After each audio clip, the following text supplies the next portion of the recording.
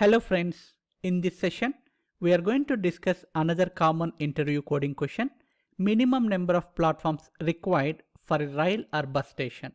Let's say it is a railway station. You will be given two input arrays. The first array represents train arrival times. The second array represents train departure times. Based on these two input arrays, the first train arrives at 9, it departs at 9:10. The second train arrives at 9:40, departs at 12. All we need to do here is find the minimum number of platforms required for the railway station so that no train is kept waiting. Consider that all the trains arrives on the same day and leaves on the same day. Also, a train never arrives and departs at the same time. Both arrival and departure times are different for the same train. However, we can have arrival time of one train equals to departure time of other train.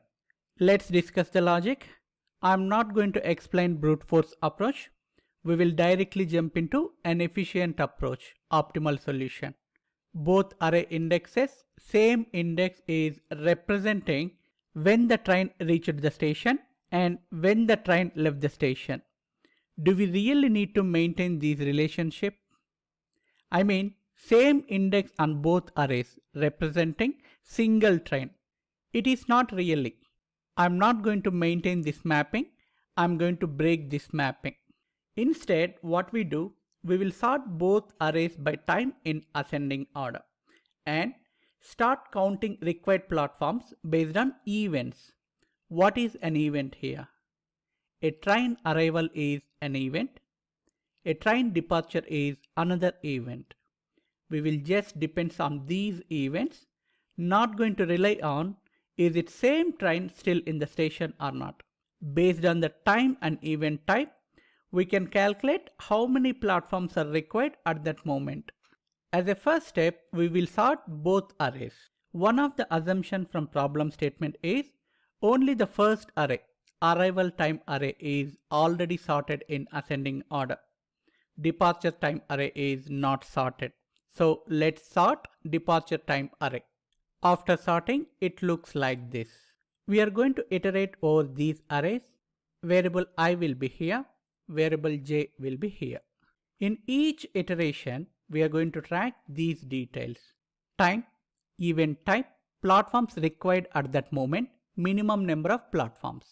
In the first iteration, the first event occurs at this time, 9.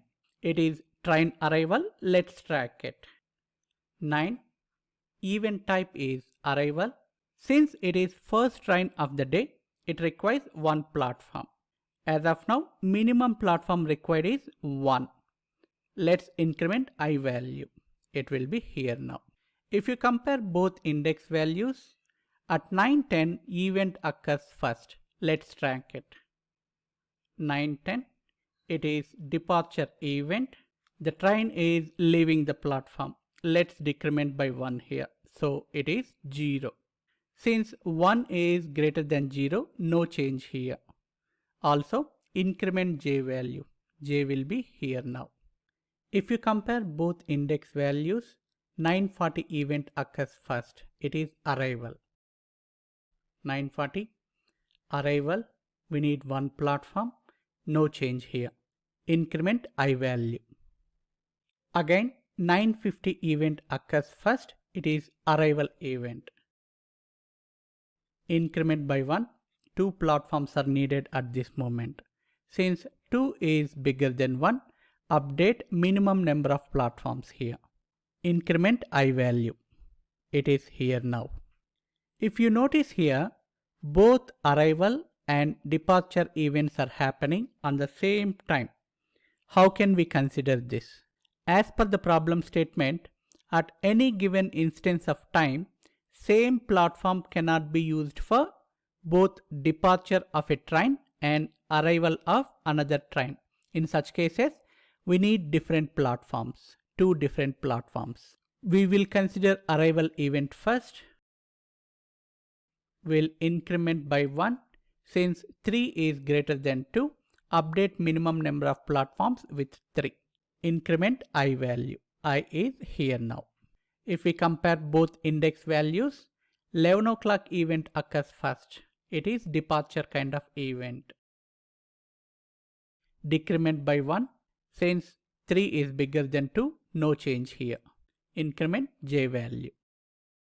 Based on these two index values, 11:30 event occurs first. It is departure again. Decrement by 1. No change here. Increment J value here.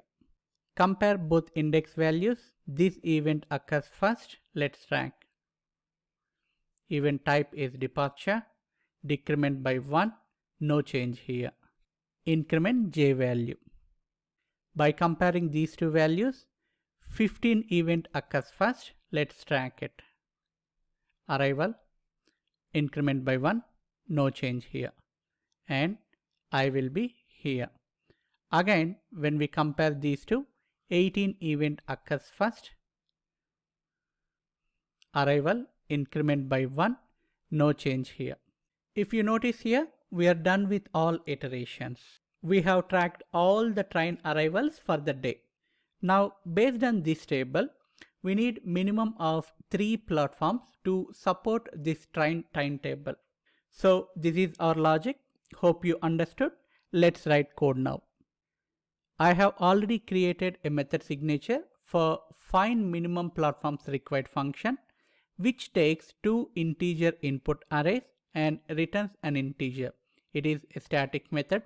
Let's do basic validations. We will do null checks and array length mismatches.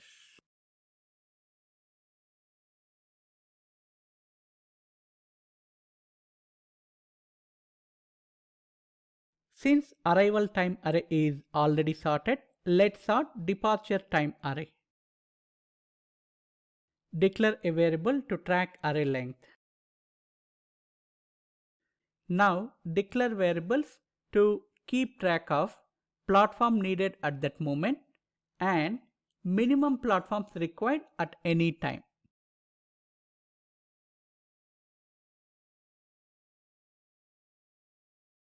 Declare variables to track indexes. Now we will iterate over both arrays using while loop. If arrival time happens before departure, then increment number of platforms.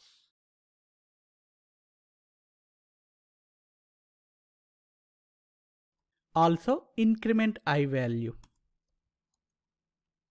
Otherwise it's departure. Let's decrement by 1. Also increment J value. Update minimum platforms required by comparing platforms needed here.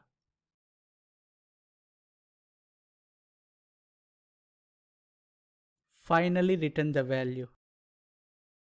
We are done with coding. Let's test our code. I have already written main method to save some time.